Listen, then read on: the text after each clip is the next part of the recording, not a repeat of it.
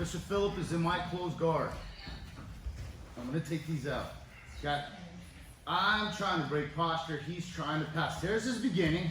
He opens that leg. There's the middle, right about here. He's trying to control me.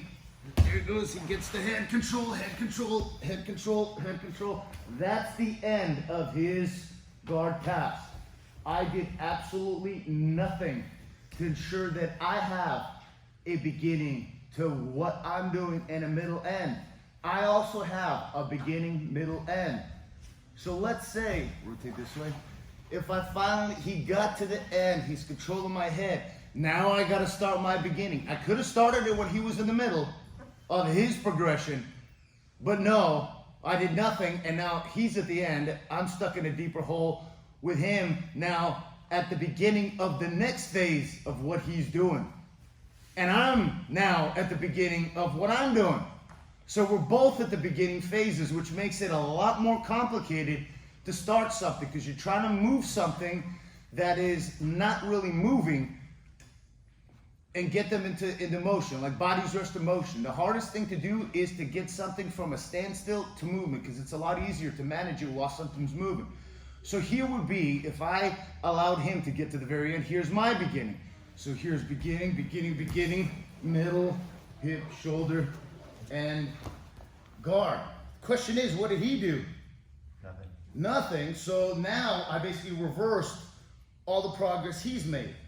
At some point, you've got to recognize where the middle is of the other person's movement and where they're moving to. I understand. Here, let's go back. I understand that he's moving to pass my guard. Okay?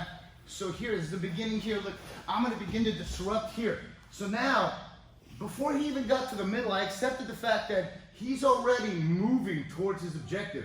So let me disrupt it. I create obstacles, but I'm moving from my beginning towards the middle of what I want to do, which is to sweep him to get to the top, or to possibly submit him, but I'd rather sweep him and get to the top unless I have some definite type of situation. He's passing, okay? So he's somewhere before the middle. He kind of gets through here. He kind of gets through this way. Now from here, I got to disrupt that. I got to disrupt that. Oops, sorry. From here, recover. Okay, sorry about that. You're good. Okay. So you got to middle. I started my beginning, middle, and I was a lot able to achieve my recovery of the guard, disrupt his position, and achieve the end of my position. Okay. So now he's back in my guard. So now we're going here. Okay. And now from here, I'm going to open my guard here, and I'm going to start moving here. And I begin to get middle, beginning, middle. So I'm right at the middle. The end for me would be to get the side control. The question is, what's he going to do? So if I move slowly, what would you do here? He would cover his guard here.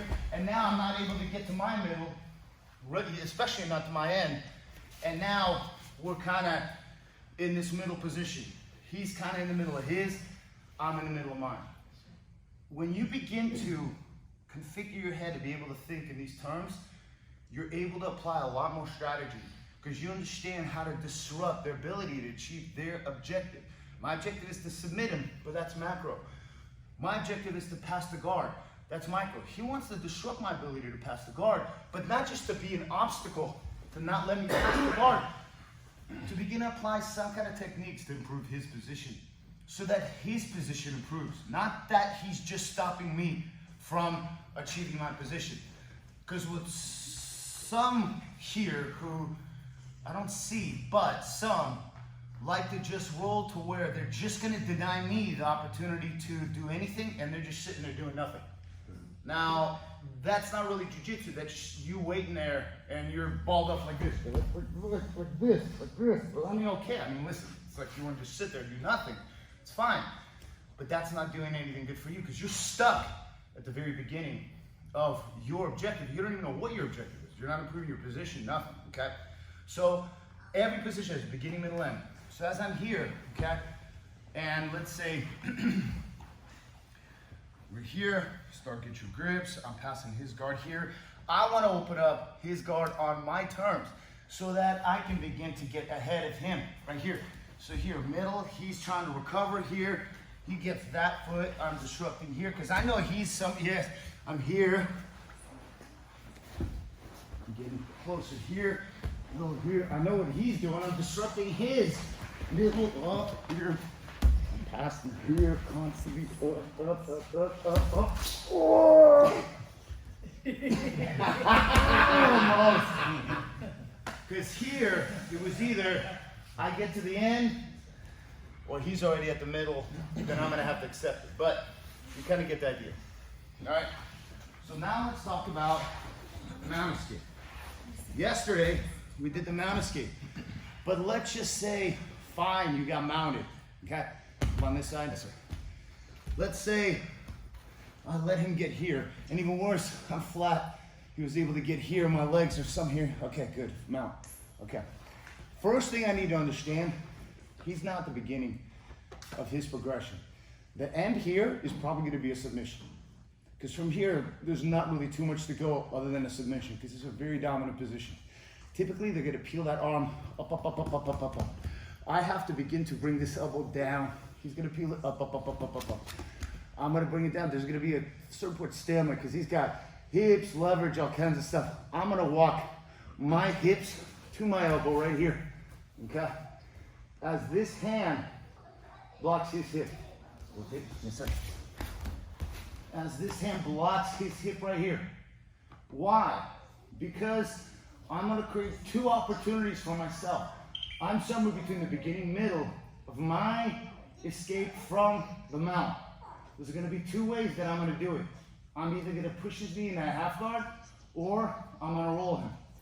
So if we went this way, okay, why do I bring the elbow down? Number one, to prevent my arm from getting key locked. From here, I'm also trapping his arm.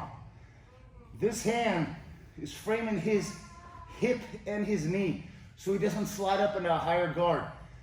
Now, Aaron said the UPAs don't work, and he's absolutely right. They really don't work. Even though that they're taught, they don't work effectively, okay? I'm gonna lock his elbow here. I'm gonna put my foot here. I'm gonna drop my hip on his leg, and I'm just gonna roll him this way here. And I'm even gonna back out so that I don't go into his guard. That's one very effective way to get out of the mount, okay? Let's say I forgot everything. He mounted me.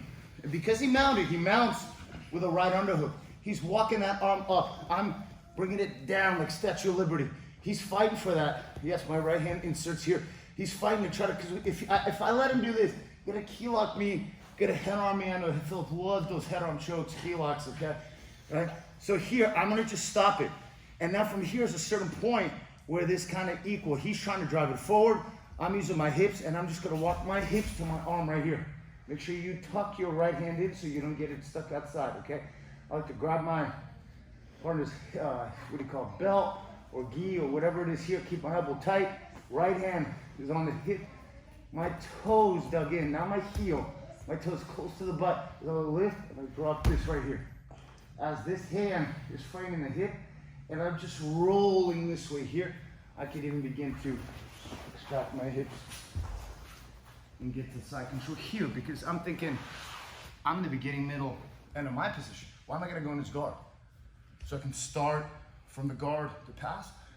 I'm gonna separate my hips as he's rolling, because he's already thinking, oh man, I'm getting rolled. I gotta begin to accommodate for the fact that I need to start my new progression from the beginning, middle end. Does that kind of make sense? Sure. So for now, all you guys are gonna do is, I'm flat, which is horrible for me. I'm here, I'm just gonna retract my elbows. And when you retract your elbows, you have to like pretend you're doing this, and I gotta find his elbow here, because he's gonna wanna separate my elbow. So there's a point here you get to, and you have to walk your hips to your elbow here. Lock your arm in here, right hand framing the hip right here, okay? And your elbow, making sure his knee, you're monitoring his knee. He tries to slide up the high guard. Yes, you're here, because this is all gonna work right here. Foot, leg, up, and you're gonna drop the hip. You see how he's already going? Mm-hmm. Okay? So now from here, you can, of course, do this and just roll right in there and go, oh my God, now I'm safe.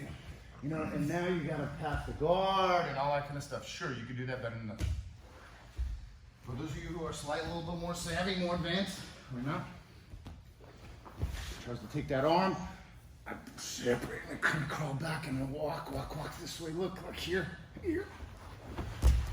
Move the hips away, and this hand is an underhook, gonna just drive right into him. Get that scarf hold. Switch this here, switch here. Drive him this way, right, Chris? Here, drive him here. Look, just stay more in control here. Look, I went here, you're here, and we know what happens here. You know what happens here? Is this what happens here? Look, this. But you know what I realized what I haven't been doing? I haven't been doing the seesaw. I haven't been doing the seesaw. Seesaw. I move my head away so he doesn't push me in the face. Seesaw. Try to pull your arm out. Like that. Yeah. Seesaw. That's a good one. Completely forgot about that. Yes, you can rock the boat, but you can seesaw. But you kind of see where I went from being mounted to that. So last one. My arms are out. Everything's horrible here. I did everything wrong possible, and now I begin to start from here. Look, I drive this down. He's gonna give me tension here. I'm gonna now. I can't bring my elbow to my hip. I'm gonna bring my hip to my elbow. Yes, right here. I anchor down right here. Right hand, right by his hip, foot to butt. But I want the toes, the ball of your foot. Here, this is how my hip goes. Here. This is how my hip goes, okay? From here, drop my hip on his thigh, and I'm gonna elevate to the left. From here, your hand is on his hip. When he dips, I dip, we dip. And as he goes over, I scoop my hips out, and then I get back on top of him. Or roll into your guard, it's fine. Either way, it's a better position to be mounted, okay? Let's try it, 1, 2, 3. You put the hand up on his hip.